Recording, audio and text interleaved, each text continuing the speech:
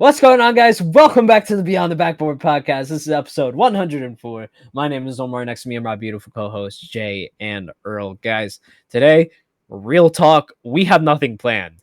We're just going to go over some of the current news from this news cycle of the NBA and kind of see what's going on. The preseason kicked off with the Knicks versus Philadelphia inside of Abu Dhabi. Yeah, it was kind of boring. I can't lie. Yeah, it was kind of boring. I can't lie. The only thing I was really looking forward to was really seeing the bench and seeing the offense as a Knicks fan. It looked all right. It looked pretty good. It didn't look much different from last season, but I did see a lot more bench play, which I do like to see. That was our main concern coming into off season, coming into whatever. But I think it's all right. I mean, it's only a 1 game sample size, so I really can't say for the most part. But I think that preseason basketball should be illegal. It is absolutely pointless. It's pointless. Why? Preseason basketball, they play the starters for literally 15 minutes and then that's it. That's no burn. That's 2.5 minutes, 3 minutes a quarter. I think I don't mind it. Out of all major sports, so NFL, baseball, even soccer, exhibition games, preseason basketball is the least significant out of all those. Like the players, they either don't even suit up, or when they play, they just don't try. They don't, and that was the thing, right? I think the main reason they probably played for even 15 minutes, which is probably a little long, is probably because of the reason they were in Abu Dhabi. If they weren't in the UAE, they probably would not be playing, or either playing 5 minutes and then being taken straight out, because that's what it is. But the NBA low-key had to put on a show, and then they told the coaches, "Listen, just play the 15 minutes, take them out. Everybody would be happy." Yada yada yada, and that's what happened. So it was fine for the most part. The benches really duked it out anyway. Shout out to Miles McBride. He had a great game yesterday. But I'm with Max. Preseason what did he say? Should just be for young players and fringe roster guys. Yeah, I agree with that too. But at the same time, when you're Lakers are back tonight, that is true. But I think it was more about the show versus the actual games itself. And I think that's fair to say. Yeah, honestly speaking, I'm kind of with Max and Jay on this. I'm glad Luka's not playing. I don't see a point of star players playing in preseason with an injury chance of games that just don't matter. Appreciate that, man. I miss y'all. We're going to be back tonight for sure. But yeah, I think for me personally, I don't know. Maybe make preseason like 1 game. 1 game, 2 games. I don't know. I don't think you need that much time to really warm up into things. How many games is preseason? Like 3 or 4? It's 3. Okay, then make it 1 game. You need 1 game to practice. one game. 1 game or no game? I think it's 3 things. I think it's 4. All I know is this, bro. When it comes down to basketball being played, the Lakers are winning the championship. That's all I gotta say. All right. That's all I gotta say. We are back. Propaganda is back. Many years ago. So there's a max of 6 games, but you can play 6. There's a max of 6, but you can play 4. Yeah, it's like 4 games. Yeah, you could play 4 games, but there's a max of 6. I think there's like a little I don't know what they call it. Is it like Yeah, you could. It says a maximum of 6 preseason games per year, with the exact number each team varying and determining by the team itself. Through most teams play 4. So basically, if you're a trash team, you get more. Probably. Yes. Damn, where'd the aura go behind you? All your aura just disappeared. I turned it off, saving it for later. You can't say why. Controlled aura. Okay. All right. He had to put the cap on the aura, just like I have to put a cap on the amount of hours that I work. Anyway, to continue, I think. Let's go to the first thing on the notes. Let's talk about Kuminga extension. How y'all feel about that? I think about fucking time, right? I mean, what did we expect? I expected him to get traded. I didn't expect him to go back. Like that relationship is clearly severed. Kuminga does not want to play for Coach Kerr. But money talks, and Kuminga signed the extension, so he's there. Reports he does not want to be traded during the season, so he's probably going to be there all year, and then he's probably going to dip next year, unless like he really performs for Kerr this year. But Steve Kerr obviously does not like Kuminga. It's obvious. Yeah. Like I don't understand why he re-signed it. I would have held at a stalemate until I got traded. Like the GMs and the owners really love Kuminga though. Like they spent that what was Kuminga 6th, 7th round pick. Like they spent a high pick on Kuminga, so 6, 7. Yeah, no, they do. They 6, 7 round. They do really like Kuminga. I think the front office has been very open with the fact that they've been saying that Kuminga was a big part of our team and they wanted him to stay. And unfortunately, circumstances are what they are, right? And Steve Kerr got Jimmy Butler, and I think he just got whined out of rotation, which it's unfortunate. It's just something that happened, but he does deserve those minutes though. It's not to say that he doesn't. I agree, but question though, answer me this: you bring back Kuminga, Melton's coming back. You sign Seth Curry, who probably won't play. Melton probably not playing. Let's be real. Melton is a damn near starter. Like D'Anthony Melton can start on a lot of NBA teams. He's a legitimate. You don't think he's playing? Like you realize how many teams before he got hurt. Him? Melton was starting on the Warriors before he got hurt. Like D'Anthony Melton. Oh, I forgot. We're talking to Omar here. My bad. Continue, D'Anthony Melton. Continue, Jay. Whatever. Melton's going to be back from ACL injury. Podge is there. Jimmy Butler. Like, they have a lot of players. Like, if Kuminga didn't play last year with everybody hurt, what the hell's going to happen this year? Like, and then you sign Al Horford as well. I don't. There's not a lot of space for him. That's what I'm saying. I don't get this move. And there's a lot of guards. That's also why I said D'Anthony Melton may either ride the bench or not play. But there's just a lot of guards. It's the Warriors. You think D'Anthony Melton's not going to play?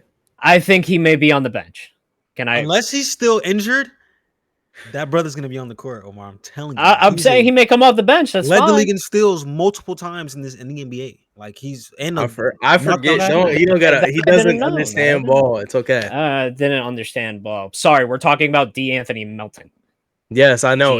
Every time you say it like that, it just shows me how much more casual you are. That doesn't make any sense, but all right. It does. Not really. It does. Yeah, buddy. I don't like it. I don't like the Kuminga move. What'd you feel about it, Earl? Kuminga signing to me is interesting. I think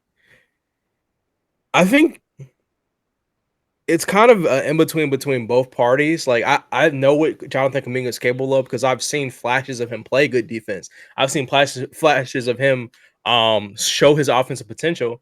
But the problem is, like, I feel like Steve Kerr has kind of handicapped the whole situation with his growth. We've seen times where he hits him with a DNP for making one mistake. The only way players are going to get better is to go out there, make small mistakes, and learn from them. And especially a time where you had all those injuries, even before the whole Jimmy Butler thing, and you still didn't want to play Jonathan Kuminga, to me, I think it's just more so on the Steve Kerr side of things about how he hasn't been able to manage talent. I feel like young guys correctly. Now, don't get me wrong. I think Pods, when he finally let Pods through the crack and let him play, Pods looked decent out there. I'm just asking for the same type of love for Jonathan Kuminga, to me, who is the one guy on this roster who has the most potential out of all these guys out of the young core. So it's going to be interesting to see how they work things out. Obviously, if you sign that much money to a player, his guys better be playing. Like, there had to be conversations going into it. Like, hey, this is how we're going to use you. We want you to be a part of this future, and let's just start from zero. Like, when you sign that type of deal, it's expected that you're going to play, unless it's one of those future deals where it's like, okay, we sign you here. Maybe we move that contract at the trade deadline. You never know. I think that deal was partially like in this deal as well. I was hearing some rumblings that this is kind of a really tradable contract in like the opinion of kind of the NBA for Jonathan Kuminga. What do you guys think of that? Is this contract a little more tradable than what he was asking for?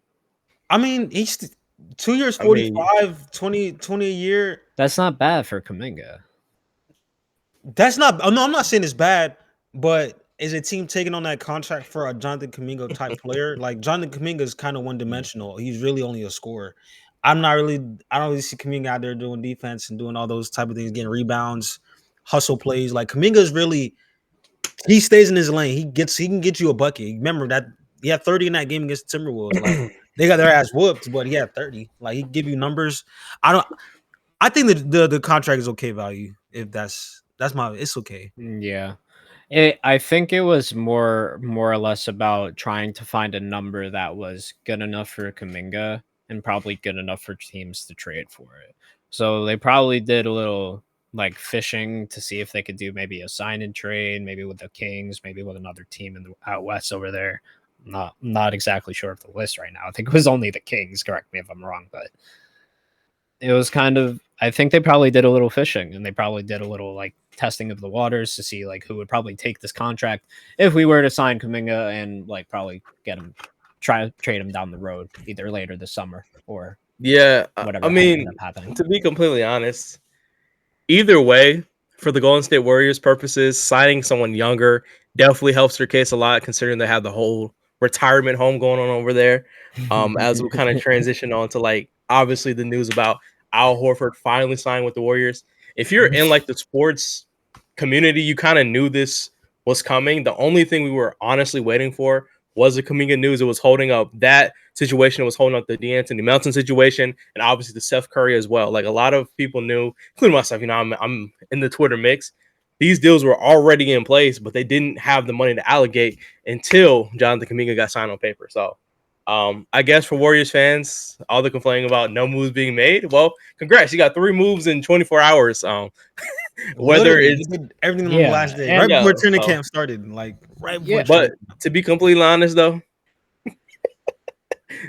still, bro, Al Horford, you're starting center in 2025.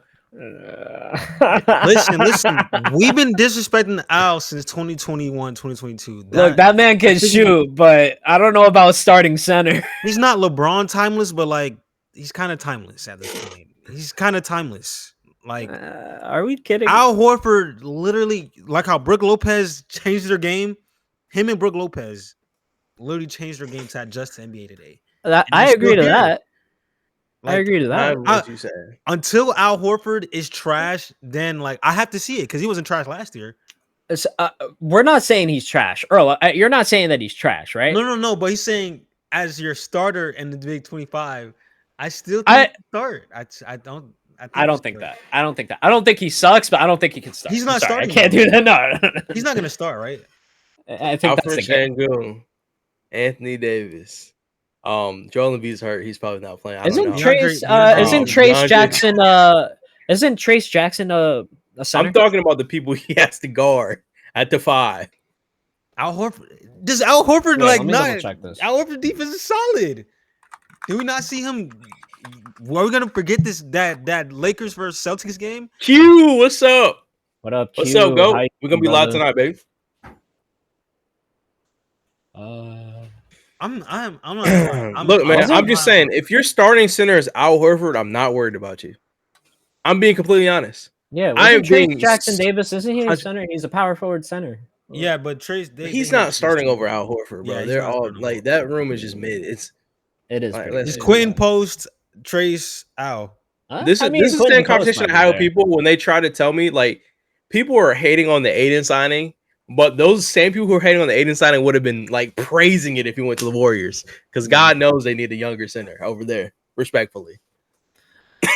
I don't see why people were saying that about the Lakers. I'm not gonna lie, they needed that. They needed a center. Yeah, for sure. Out of all 3 of those centers, Al Horford is the best, and that's not great. Yeah, I mean, no offense. Look, I love Al's cool. I think Atlanta guy. Shout out to Prime Al, Atlanta Hawk. Prime days.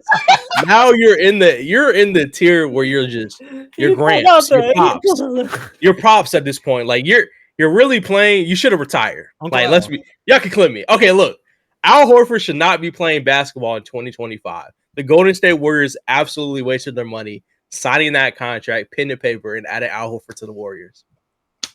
All right, Earl. I got 2 clips. We got it, Earl. 10.7 rebounds. That's solid, right? That's solid starter in the NBA. He's gonna average 10 and 7 at least. You're asking him a question he's trying his hardest not to answer because his answer is no. Listen, he's still on the team with Steph Curry, Kuminga, Jimmy Butler. But we're talking about Horford's not gonna have to score. We're not talking about necessarily I'm not worried scoring. about the scoring. We're not worried.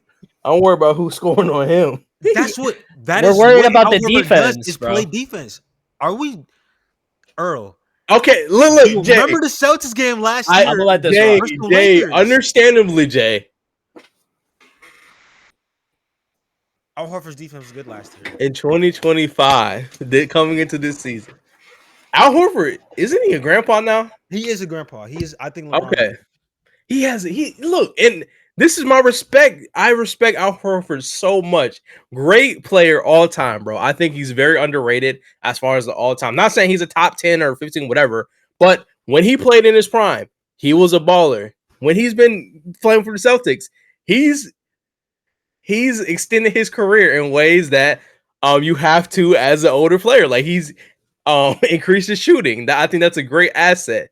Defense is okay, but it's like if I'm 25 years old and it's like, okay, Al Horford stops me, and I'm like, oh dang, I'm 25. Like after 2 plays, it's like, okay, I'm 25 years old. I'm gonna go. I'm going to work. Al Horford, you can get one on me. You know how you playing with your pops or something like that, and y'all playing a little for fun. He gets one stop me, and then you actually start playing serious and locking in.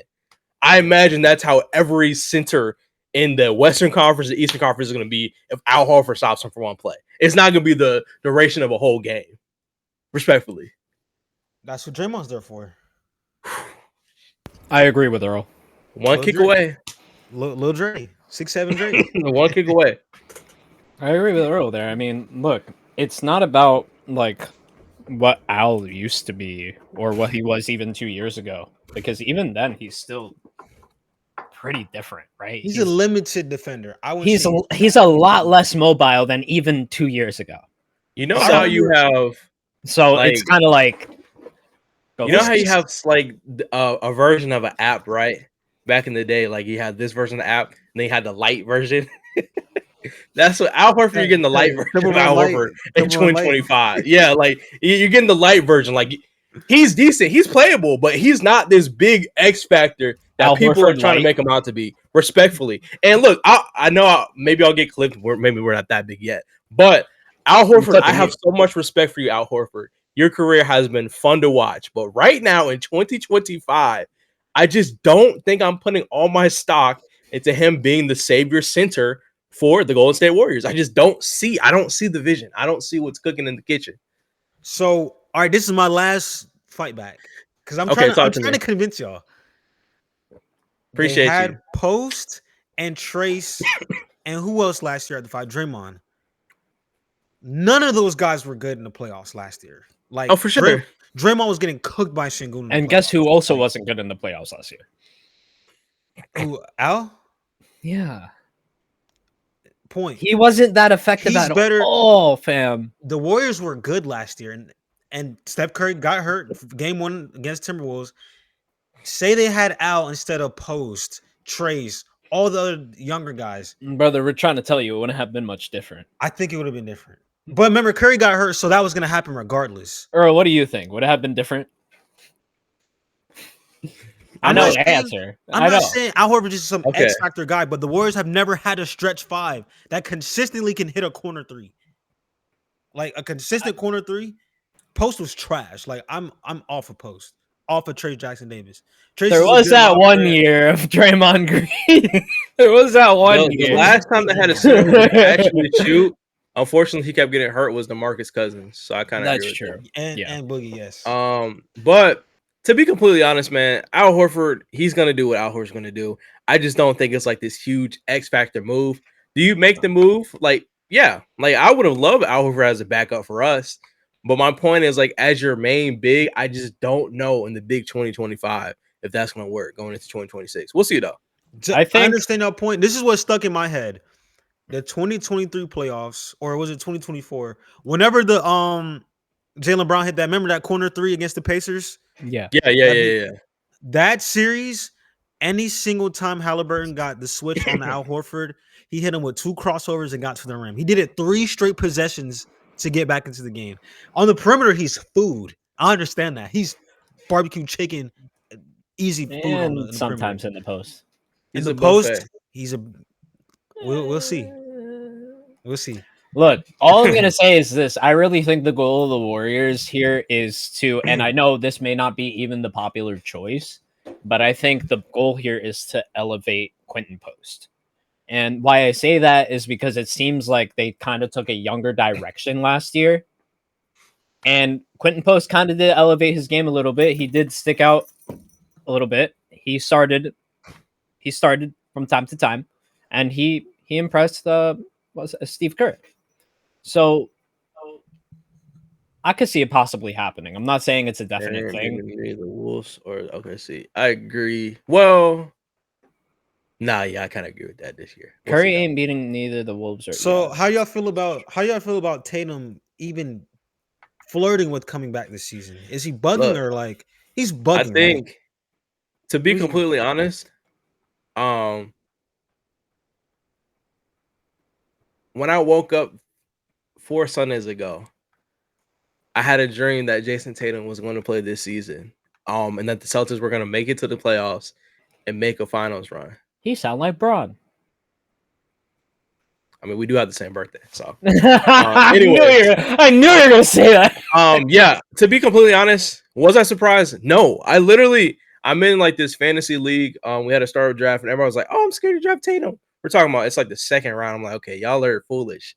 I drafted Tatum with full. They're like, "Oh, you must be tanking this year." I'm like, bro, Tatum is going to play this season. Like y'all are tripping. Y'all are wild. When I seen Tatum, he's just different, bro. Like in this day and age of medical treatments and doctors and stuff like that, there's so much better technology for these athletes. And when you have access to that type of money, you're a top 3, top 5 NBA player in the world.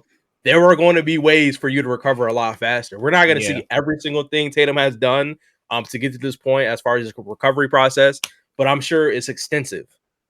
Just like if LeBron James had access to this technology, say if he was to get hurt back in the day, which obviously was a tank, he never really got hurt. He probably would have been back up in like a month, 2. Okay, maybe I'm glazing a little bit, like 3-4 months. You get what I'm saying. So I think you do have a solid point there, and I think it does, I think it does carry weight because we hear stories about Braun spending $1 million on his body, and he's still playing at 40, looking like he could still play another 10, 20 years, respectfully. So not 20. That was cap. 10. Not even 8. 5 to 8. That's fair. Come on. He's the GOAT. He looks 5, pretty 8, good. 6, 7. 5, 6, 7. Yeah. All right. Regardless, what I'm trying to say is, Tatum now has access to that money and quite a lot more. With all due respect, I mean, obviously the money has changed. It's not because Braun is worse than Jason Tatum. It's because the money has changed, and he's making $340 million. 300. I don't know the exact number. Correct me if I'm wrong, but over $300 million. So he now has access to where he can spend even more money on his body and be a little more.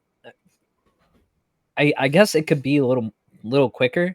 I don't want to say that it takes like. I don't want to say it only takes money to get it done because it doesn't. You need recovery time. You need rest. You need muscle recovery. You need everything to make sure that your stuff is good. He should not be playing basketball this year. I don't want to rule him out for the rest of the season though. If he's in if the Celtics in another universe are a Western Conference team with the West now, he's not coming back because they're going to be bottom of the table. But he's in the East. The East is wide open. Mickey Mouse East. Exactly. The Celtics can get in 8th seed playing game. You don't think Tatum's going to suit up for that playing game? That brother will play, bro. The Mickey Mouse Clubhouse. Did y'all see the video of him training? Like, he's running and training like, full doing speed dribble moves, bro. Like, it looks like he's gonna be back by honestly, January. It looked like he was gonna play opening night when I watched I was video. gonna say that, but I didn't want to drag it. He looks like he's gonna play opening night, bro. Like, he looks There's good. a lot. I understand Scary, that, and bro. I feel like it's gonna take a lot more than that. Unfortunately, I think it's gonna take a little more time for that, and especially in a situation where a lot of these players want to come back as soon as they can. Jason Tatum, I assume he wants to come back overnight because he wants to compete for another championship. That's the way that I would feel That's the way that I would feel about it if I was in his shoes. I would want to come back and I would want to play opening night the whole season. Also, kind of related but unrelated. Let's talk to the chat a little bit on this topic as well. Not on the doc file, but how do we feel about what is the doc file? We don't have a doc file. What do we in our chat? How do we feel about NBA defense considering like the center position in the NBA? Let's say we have player A. No, okay. Here we go. Do we consider Jokic a top defender in the NBA? Oh my God, here we go. I posted the clip already. It was a mistake. Why do you think Jokic is a better? Do you think Jokic is a better defender? I don't. Than Chet Holmgren? No, I don't. It was a mistake. Jokic is a better defender than Chet Holmgren. No. Is that what we're rocking with in 2025, 2026? Now, I wasn't here last week, but I couldn't just not let it slide on camera. Absolutely insane takes I've seen. I seen Alfred Şengün a better defender than Chet Holmgren. What world, what multiverse are we living in, bro? I think like it's like you hop into the Spider-Verse. You're talking to Miles Morales. We only got Peter Parker over here, bro. I don't know what you're talking about, buddy. I think there's room for Alfred Şengün like that. That's fine. I think there's room for Alfred Şengün. I was wrong about Jokic. I think there's room for Şengün. I think there's still as a defender. As a defender. Who did he defend? When I see Şengün, I see easy target. When people see Şengün, they lick their fingers. Omar, who did you see Alfred Şengün defend? Answer that. Yeah. Who? And stop looking at Google for numbers. Look at me in the eyes. It's like you're sideways right now. I don't know what's going on. Who did he? My camera is right here. I'm looking at you, but no, I'm saying you're like sideways. Do you want me to look this way? You want me to look at myself in the camera? Yeah. Okay. But anyways, look. Who did he defend? Who in the world did Şengün defend for you to say he's a better defender than Chet Holmgren? There's no universe where that's true. So talk to me. Enlighten me. Maybe I missed something. I think he does a lot of good, and it was more of a future thing, and I really do think he has room to go into it. Give me a name, Omar. What name do you want? Who did he guard for you to create these things in your mind? I just need to see, so I want to go watch the film, so maybe I can repicture my view of Alfred Şengün's defense. Like, what player were you like, oh man, Şengün locked him up? That's a top defender, better than Chet Holmgren. Chet Holmgren, I can say Miles Turner. Yeah, Miles Turner looked like a fool in the finals. I can say that confidently. It was not about like Alfred Şengün, but more about Chet Holmgren, and we were saying how he's an A-tier defender. You think he's an A-tier defender. He is an A-tier plus defender. Chet Holmgren. Yes. I just didn't think that. That was my what grade do you think he is? Omar, why? What grade defender do you think Chet Holmgren is? I think when the Oklahoma City Thunder went into last season where they were restructuring a little bit because they had to fix around their defense last season. I was thinking about that, and I was thinking about how Chet Holmgren, while he was there and he does supply defense. That's not what I'm saying. He's a defender. I just think that there's also people on that squad. Alex Caruso, Isaiah Hartenstein. I think there was people around him as well to help him on that defensive side. So it wasn't more or less about like Alfred Şengün or this person or that person. It was about how together Oklahoma City Thunder was able to overtake it. Amin Thompson doesn't exist. Tari Eason doesn't exist. They do. They 100% do. What do you want me to? I'm not discrediting. So you're saying if my team, you went dark right now for a second. Yeah. I know, but if my team has good defenders, then automatically everything about mine. Yeah, I know. I'm fixing it in a minute. Okay. If my team has good defenders, then all of a sudden I'm not a good defender because my team has good defenders. That's not what I'm saying. Those people that you named are good defenders. I know. I'm saying just because my team has good defenders doesn't mean I'm still not a great defender too. I understand that. But that's what you're saying about Chet is the point. That's literally what you're saying about Chet. Yeah, I think it's more about togetherness, and I think what if he's just the anchor to a great defense? If that's the case, then I'm wrong. But from what I've seen, because as soon as they entered the picture, that's when it started to happen. They all got drafted at the same start. time, so that don't really make sense. They didn't. No. I'm talking about Alex Caruso and Isaiah Hartenstein when they got into the season when they were signed. Isaiah Hartenstein's not a defender. One. Alex Caruso, dude, he was on my squad. How are you gonna tell me that he was? You think Mitchell Robinson is a top 5 defender? I think he is. I think he is. Hell yeah. Isaiah Hartenstein is just a body. He's a big body. He can body up a guy. He's not getting the blocks. Like, he's not. He was doing it. He was doing it with us. Yeah, for 5 games a season, bud. No, he wasn't. Isaiah Hartenstein started for us because he was doing so well.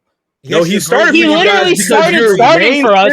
He started for you because your main center, who is your best defender, and then when our games of the season, I got you. And then when our center came back and was healthy and inside of rotation, he literally took that role from him. He literally said, "Fuck you, give me that shit." Not because his defense, though. Yes, he did. Yes, it was because he was blocking shots off the blackboard and he was rebounding. And by the way, wasn't that when? Or I'm sorry, the playoffs last season. He was one of the main reasons we won that game against Tyrese Maxey's layup. He slapped that shit against the glass. He did that shit last season in the playoffs too. He saved OKC's ass a couple times like that too. Like Isaiah Hartenstein can make plays. That's what I'm saying. It's about the people. 20 bigs in the league right now over Isaiah Hartenstein as a defender. I'll take 20. I'm not saying that either. What I'm saying is I think there's a lot. I think there's more than just Chet Holmgren. Do I think Chet is a great defender? Yes. Do I think he's one of the top defenders in the league? Omar, not quite. Omar, you're stating the obvious though, because Caruso made all defensive team, Jalen Williams made all defensive team. That's the obvious though. That okay. But that doesn't take away from what Chet does that have to do with the individual defender? Chet himself is look in the video that you posted. That's a 5-minute highlight of Chet Holmgren playing defense. That's from not even this season. That's from last season. Like Chet's been playing defense. He was drafted not because I'm gonna look up a highlight video. You want me to give you a football analogy? Okay. So because the Legion of Boom, even though I barely understand it, I'll try. I'm just saying, because of the Legion of Boom, obviously one of the greatest defensive teams we've seen in the history of football. So individually, because the Legion of Boom was good, Richard Sherman wasn't an elite defender because he was playing with elite defenders. I love you, Earl. You know I'm not great when it comes to football. Just know knowledge-wise. You know that about me. Come on, that's not. I'm just saying, in general, no. Just because you play with good defenders doesn't mean you're not a great defender. Like I think that part of the game is absolutely insane to me. If you're a top 5 defender, you're a top 5 defender. Earl, that's a perfect analogy. They have Richard Sherman, Cam Chancellor, Bobby Wagner, all these guys. Earl Thomas, just like how OKC, Jalen Williams, Caruso. SJ with the steals, Chet Holmgren anchor in the middle. Like just because he has good around don't mean that he's not good himself. Chet himself is a great defender. He might not be big. I remember watching one of the games. Put him in the paint, but he can get a block. He can switch on the perimeter and shift. I remember watching one of the games, one of the final games. I can't remember if it was game 3 or 4. It was one of these games where they literally had to take Chet out because he was becoming a defensive liability. It was because he couldn't grab a rebound. It was because he couldn't get a shot block. It was because of these things. Isaiah Hartenstein went into the game. They got closer. They lost that game. It was probably more so because his offense was absolutely. He made Miles Turner like a random, and he shot sub 20 from the field. It had nothing to do with his defense. He made Miles Turner like a random. I don't know how Miles. You have to realize, Omar, and he couldn't get a rebound on that. Okay, go, Earl. My bad. Go for it. I'm just saying, you have to realize, bro. They weren't playing at the same time. You have to realize there was moments in the NBA Finals where Chet Holmgren was on the floor, literally almost all playoffs because of his defense. Yeah. His offense was horrible consistently. It was not great. But he's on the floor because he can play defense and lock out. Miles Turner was non-existent. Their starting center was non-existent. He couldn't shoot the ball. He could barely finish inside. Did he have his moments? Sure. But consistently, as the player he was the rounds before, was not the same when he got to the NBA Finals. You can contribute some of that to his mental state as far as like how he's feeling going to the game, maybe nerves, whatever. Mm-hmm. But the other 85% of that was Chet Holmgren's defense. Game 7, I do remember that because it was very impressive to me because I did see him lock down Miles Turner and didn't barely even let him get a board. He got like 5 rebounds that game. We were talking about how Miles Turner 7'2", 7'3" couldn't grab a rebound. I remember that. But look, Chet. In my opinion, Chet has his moments. I think it's one of those things that we have to see. Maybe I'm wrong. I'm gonna go into the season with a more of an open mind, see what it is. But my opinion, we have to see. No, you. My opinion. My opinion. No, still, you have to see, dog. It's still my opinion. It's not. Okay. By the way, not a top 5 defender in the game 7 had 5 blocks, but not a top defender. I'm sorry. He did. Those were team blocks. My bad. Those were team blocks. My bad. It's because Alex Caruso was so close to him, and his defensive aura was leaking into Chet Holmgren, and that's the only reason he was able to get a block. Like, what are we talking about, bro? I'm sorry. Of course not. What? Like, bro, what? At this point, it's just like, come on, dog. Come on. Game 1. That was funny. Block. I'm just trying to figure out what version are we watching where Chet Holmgren is not a defender. Like, what? So what grade is he in then? B plus. I mean, let's do a quick on the fly defensive tier list.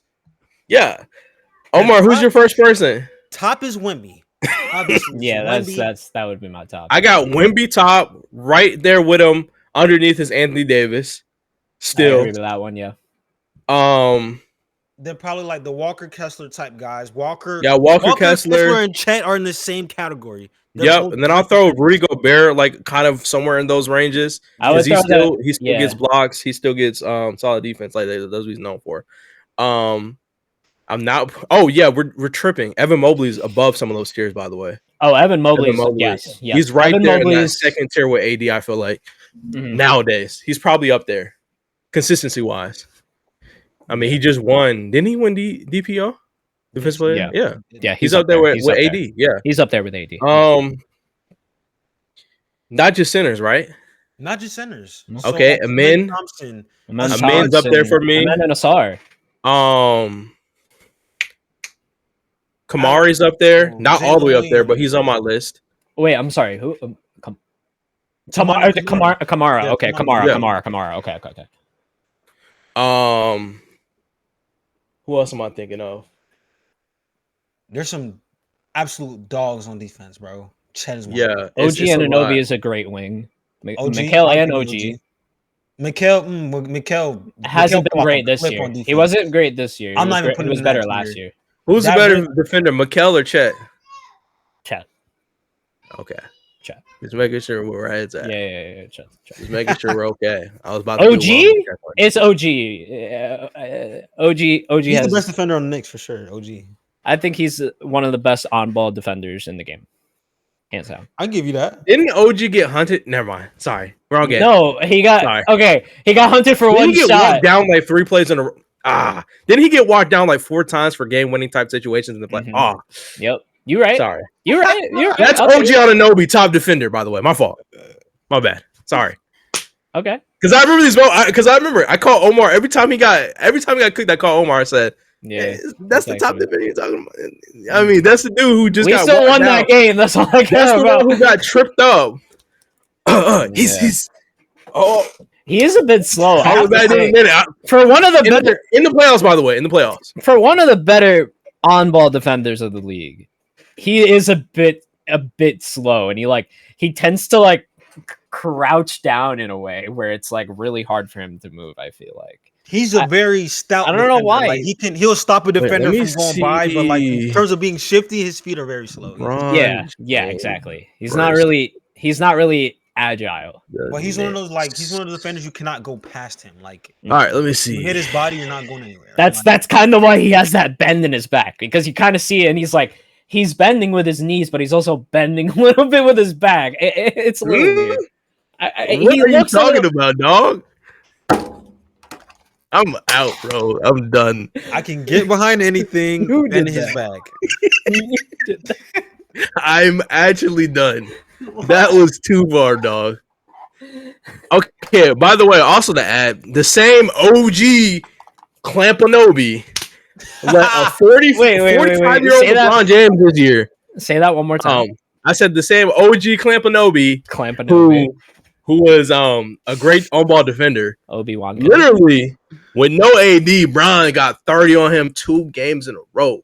Or maybe he didn't play one of those games. Bron is the greatest basketball player of all time. I'm just saying in general. I'm just saying, Clampanobi. I'm actually patenting that. That's mine. Clampanobi. Appreciate you, Jay. Yeah, but I don't know. OG, he's cool until it's time to win a game and he doesn't get the stop. But we ball. Good defender though. I will say that it happened. I will say that he gets the stop most times. It's just one of those. I think that was all in one game, and we still ended up winning that game. If you don't remember that, yeah, we still ended up winning that game. It was the game. It was the game that Tatum got injured. It was the game. It was the game Tatum got injured. I know what game he's talking about. He got walked down for like 3 plays in a row. Tatum hit like 2 threes and a layup on OG. That's not even the round I'm talking about, though. That's the funny thing. Was it? Were you talking about which round? All of them. There's clips from that was the round he was talking about. Yeah. No, I promise you that every round there was a moment. Okay, Detroit. Who's the player that did it to him? The player that did it to him in Detroit was Kate Cunningham. You don't remember that? I know you remember that. No, I gotta look it up. I'll look it up because his main defender, the main defender was Mikhail, I think, if I'm wrong.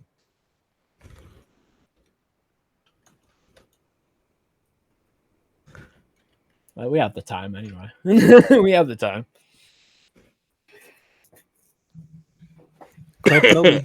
Clampanobi. Bro, did y'all see that Jovic extension? Yeah. 4 years, 62. Why? Nikola Jovic? Yeah, I did see that. Is there something I'm missing with, bro? Or is like he kind of mid? I think they're banking on some type of future that's not there. Who? Well, not yet, at least. Jovic got 4 years, 62. Crazy. 15, that's 15 a year? Something that tells me that he's about to be in that rotation. He might be a superstar. Look, you know what? Psych. I'm buying my ticket right now.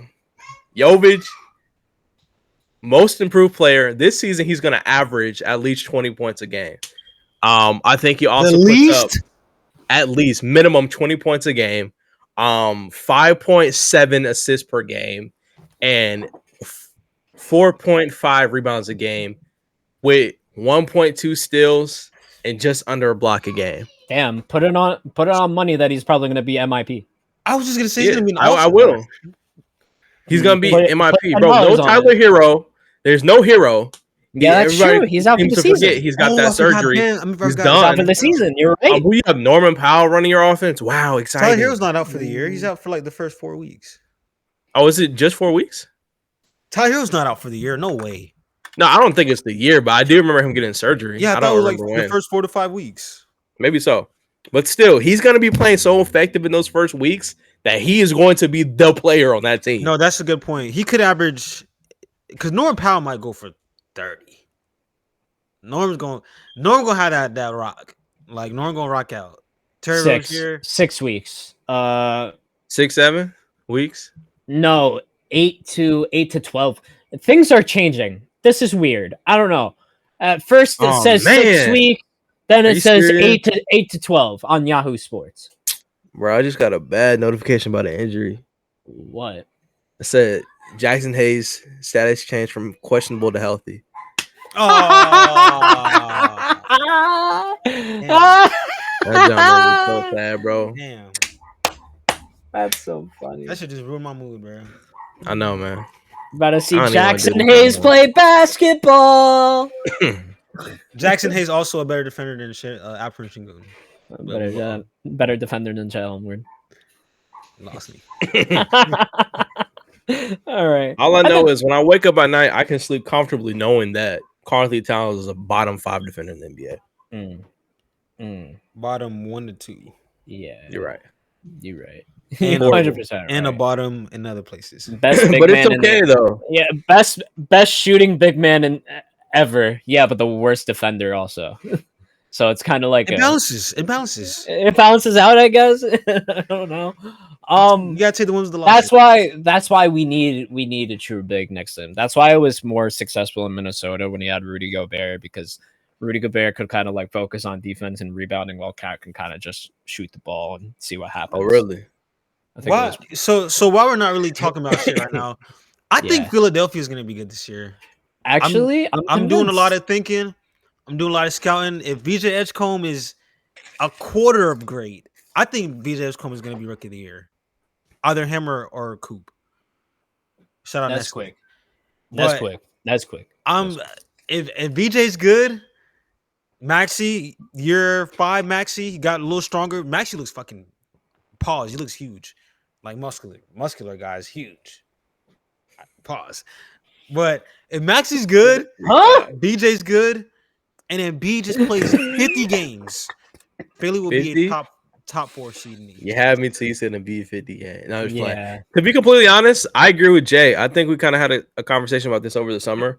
I truly think that the Philadelphia 76ers will finish better than the New York Knicks this season. I'm confident in that take. It's in play. What? I think it's 100%. My thought process is this: even without Joel Embiid, and you have a healthy Paul George, hopefully, I don't know how his situation is. I think they're a better team easily. No, especially with the Quentin Grimes. Didn't they re-sign Quentin Grimes too? Grimes on the qualifying offers. Already a better bench than the Knicks, easily. Sorry, he's just trying to rage bait. I'm not rage baiting, bro. Good backup big. Bona is a great backup big. I have to do. Bro, they have a better bench than the New York Knicks. Who's y'all's bench? Jordan Clarkson and Yabusele. Yeah, Jordan Clarkson is definitely on your team. Jordan Clarkson, Miles McBride, Yabusele. Then it gets grim. Then it gets kind of very grim. No, Malcolm Brogdon, and then we have Landry Shamet probably. Oh shit. Yeah. Okay. So a whole bunch of guards. Landry Shamet. Oh yeah, I was just about to say it, Earl. What the fuck is? And we have some young guys. So 15 guards, guys. Tyler Kolek. Like, bro, that's all guards. Kolek will probably be. He was hurt. No. So listen, Philly's bench. That is Kelly crazy. Oubre, Jared McCain when he's back. Yep. Dembona. Yep. Who is VJ Grimes? VJ is probably going to start to start the year. That's just 4, bro. The Edwards guy. I gave you 5. Justin Edwards. Justin Edwards. He played really good last year with the injuries. Bro, they're wiping a lot they are literally Drummond's still on that team, right? Oh, and I forgot to mention Josh Hart will probably come off the bench too. Josh Hart he's a plug and play guy though. He can start some games. Yeah, but he's still on the bench. He's still on the bench. He's not going to be the starter. The starters are going to be Jalen, Mikhail, OG, probably Cat, and then Mitchell Robinson. If they want to plug and play. Mitchell will be hurt in the second week of the season. So if Philly's fully healthy, they will beat the Knicks in the playoffs. I truly believe that. How many games do you think? If they have Joel Embiid, they have a solid chance. If they do not have Joel Embiid, they still have a solid chance. No, they don't. What's it called? Okay, Omar, how many games do you think Mitchell Robinson's going to play this season? I think he could genuinely at least play like over 65. 39.5. Over. I think he could play 65. Yeah. He's done it once. He could do it again. I'm talking about Mitch Robinson with the chronic foot injuries. Yep. 65 off rip. Remember, Jay, how we talked about last week that weight has a lot to do with that? Yeah, he lost a lot of weight. He lost a lot of weight. Okay, you gotta just prove it to me then. But yeah, that's fair. Foot injuries on a guy with weight. He put on a little muscle, and he looks like really thin. He looks like his older self. Obviously, I don't wish for any injuries. That's not what I do. I want everybody to be healthy. I really don't. You were the same person who was wishing for injuries the whole season. Man, not really. Last year, yes, you were. Who? He wished death. Yes, you were. Let me remember the name, but it was somebody you're like, I hope they're injured. I'll find it because we got everything clipped around here. That's yes, fine. We do. Go find it. Go find it. And Max knows that's what I'm talking about too. You'll find it, bro. But in general, yeah, the 76ers are going to finish higher easily. Okay, I talked a lot of shit about them in the summer. I think they're actually good. Like, I can't wait to see VJ Edgecombe just dunk on them. If Joel Embiid plays, if Paul George plays, I can actually see it. I can't wait for that poster, though. I can't wait. He's like, VJ. Oh, VJ. Yeah. Oh, no. I can go to sleep at night knowing we're better than the Bulls and Magic, though. Should I contest this? The Magic are going to be a top 3 to 4 seed as well. Nah, Magic are going to be better than y'all too. We're on top of that. We're bro. Do you realize the biggest issue with the Magic to me was 3-point shooting? And do you realize the only issue the Knicks had was bench depth, and we fixed it? You still have 11 guards. There's no. That's not 11 guards. Name the 11 guards. Who? Brogdon. Your little rookie dude who played last year. Kolek. McBride. Kolek's not playing. Jordan Clarkson. Landry Shamet. That's all your best. That's Bob right there. That's okay. Miles McBride, shooting guard. Jordan Clarkson will probably be playing small forward. Malcolm Brogdon. Stop it. Yeah. What are you running? What does that get you? What are you talking about? What are we playing? Creative player? Why would you play? Why would you play? What are we talking about? Josh Hart is a 3. No, Josh Hart is a 3. He's just as tall. Guys, are we talking?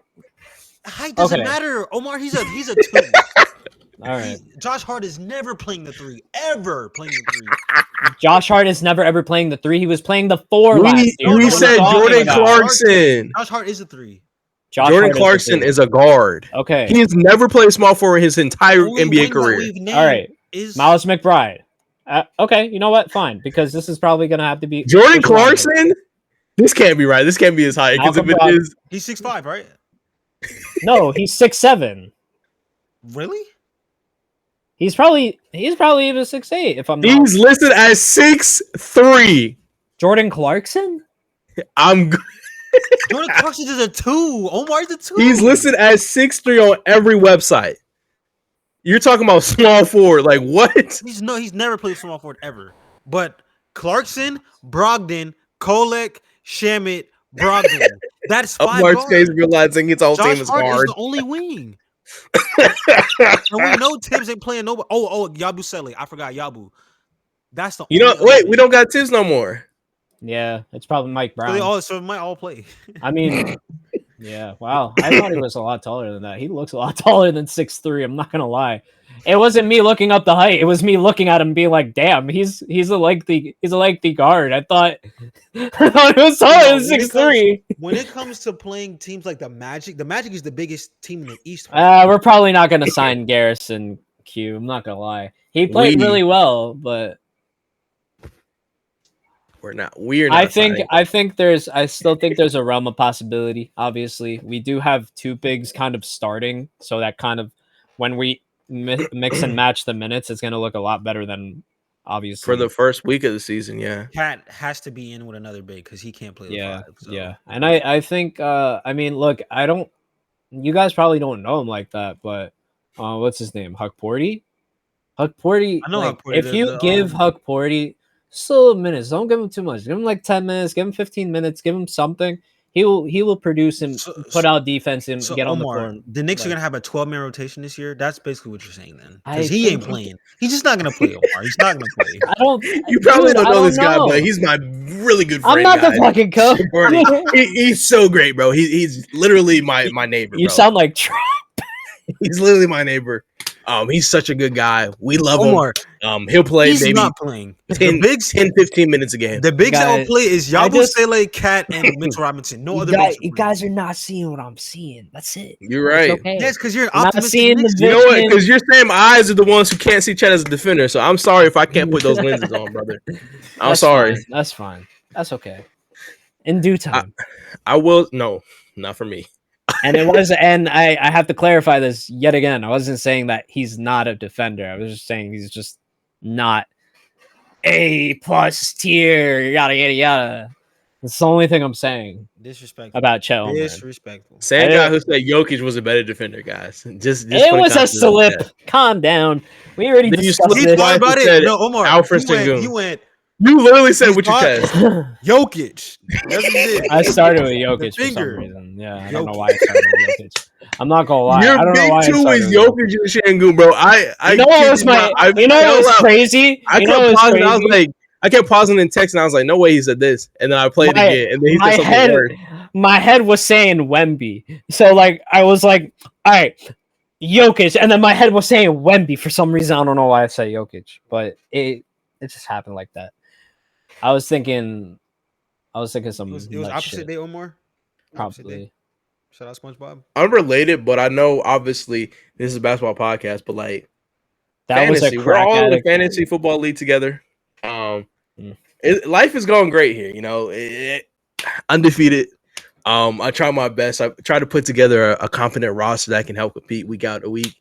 I feel like I don't know. I feel like I've been having a lot of fun. So let's get some little. How we feeling? Like 4 weeks in, how we feeling about the league?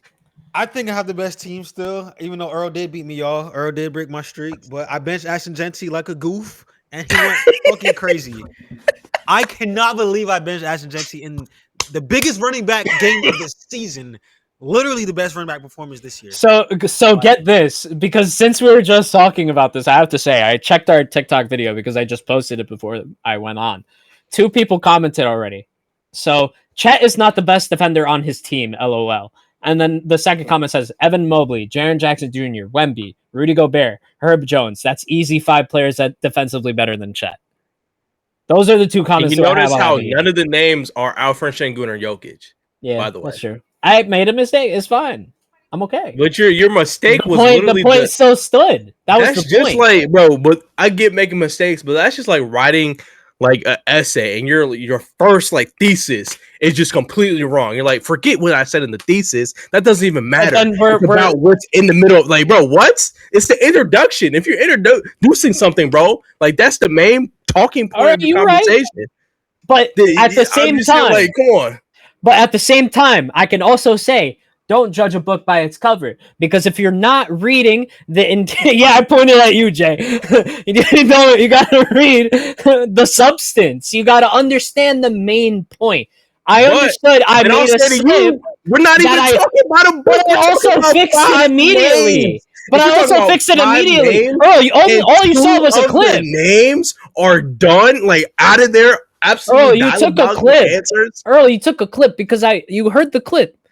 And when we posted the video, you could tell I instantly changed it. I said, my bad, that's wrong. Jokic is not a better defender. And I went on repeat and I said that. Jokic is not a better defender. And then you still stick with Şengün. So either way.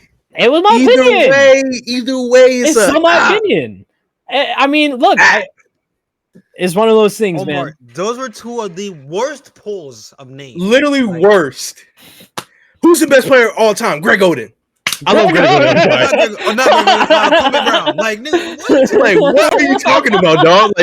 Like, there's a time and place to talk about these guys. Like, what are we talking about?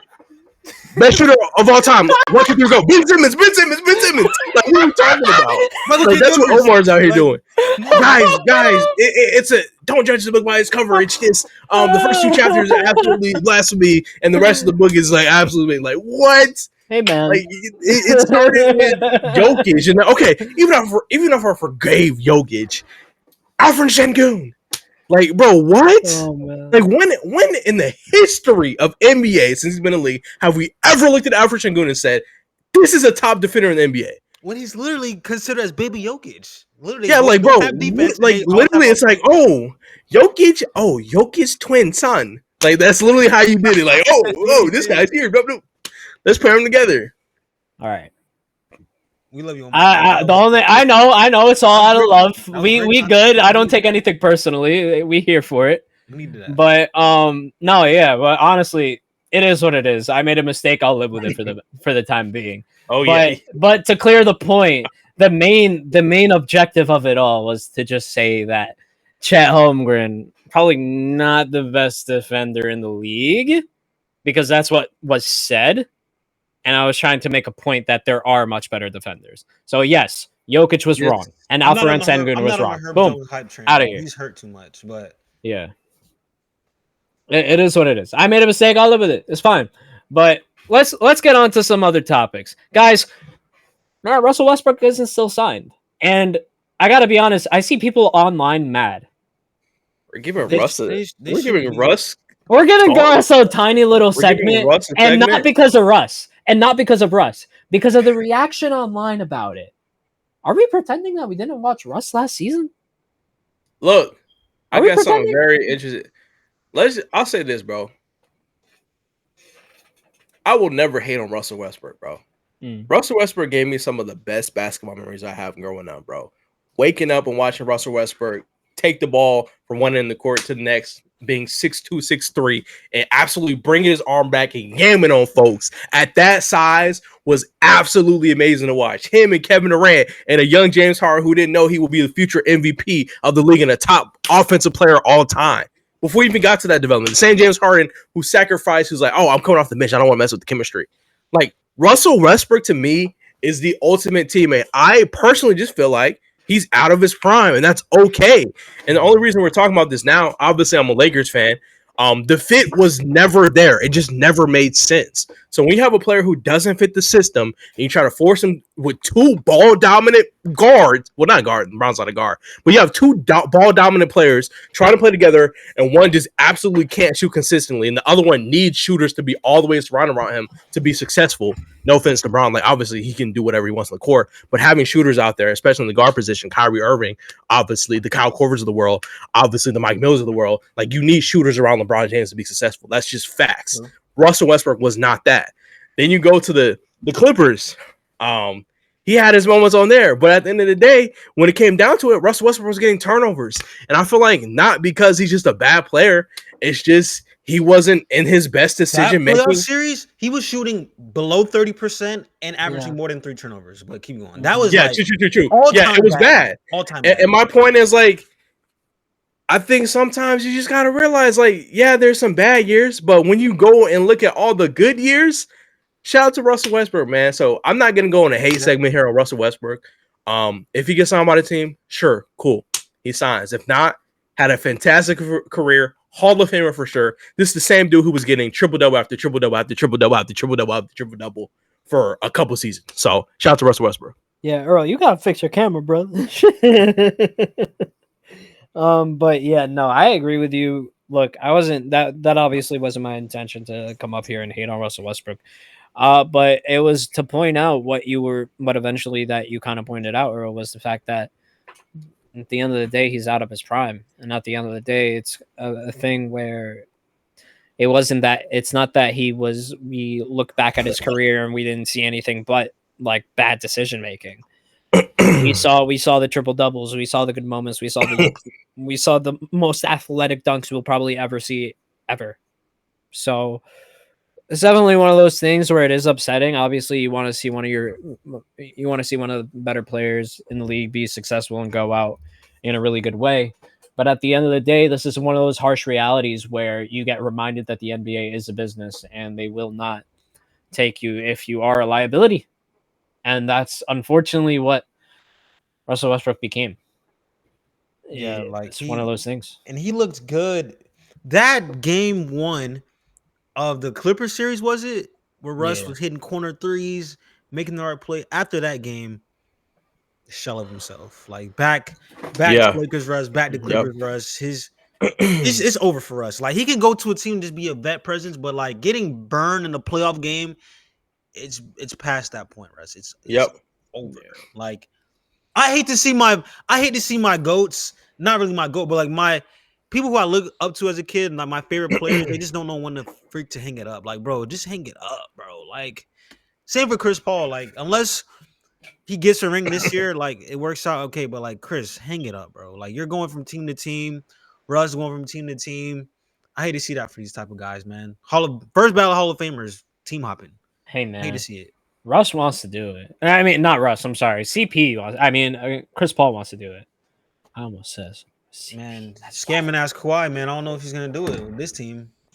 Dude, it would be a major surprise if Kawhi doesn't end up like his contract being voided by the end of all this. It's one of those. They're probably. I think they did it. I don't think before. So. They have to match that. It's 2025, bro. So.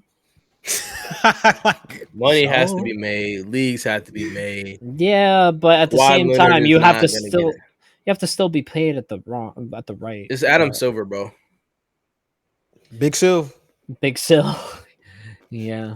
I wouldn't be surprised. He probably cut Adam Silver a little check off of it too. So he's good. As long as Adam Silver's getting his tax, then he doesn't care. I mean, I haven't heard a lot about it since Steve Ballmer took the stage. So I guess his bribe worked, I guess. Either that or they're still investigating. Anything else for today, boys? I really feel like we did cover. That's it. Yeah, I'm ready for 2MD. Yeah, 2MD. Yep. We gotta get to that. Thank you guys so much. I appreciate every single one of you guys. Be sure to be here during the week. We are on Spotify, Apple Play, and wherever you get your podcast, YouTube. And Q. We love you guys so much. Appreciate every single one of you guys. Join us up in the BTB.